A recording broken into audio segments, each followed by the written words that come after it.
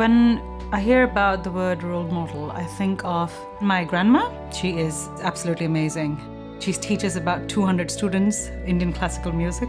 She's actually won multiple state awards for her contribution in classical music for women and giving them some form of direction. So she's been a role model not just for me, but thousands of girls out there. The role model I have chosen is a lady called Frances Truman, and she just happens to be my great-grandma.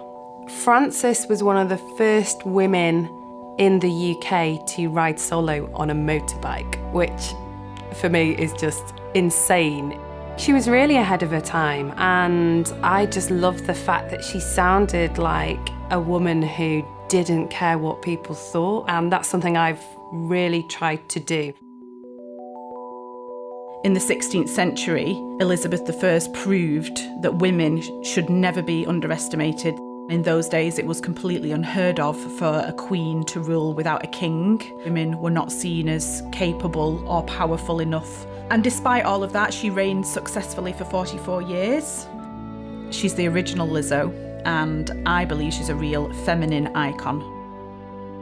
It's very cliche, but I've chosen my mum. She lost her sight in 2009, looking at the weather, looking at birds, looking at colours. It was all gone, it was all changed.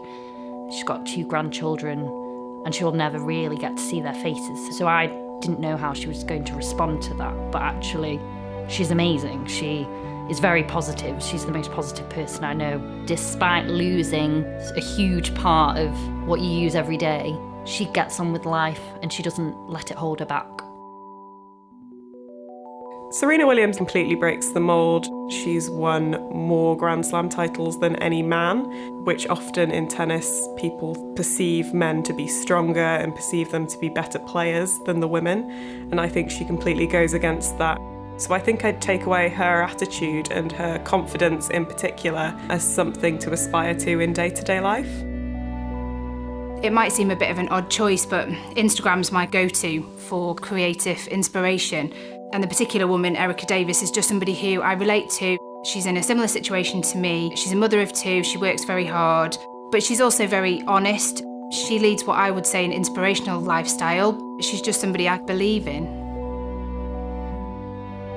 When my dad was ill, my mum was everybody's rock. She was helping my dad with his hospital appointments, helping him through treatment and operations, when obviously she was going through a lot, knowing like her husband was really ill, but all she cared about was everybody else.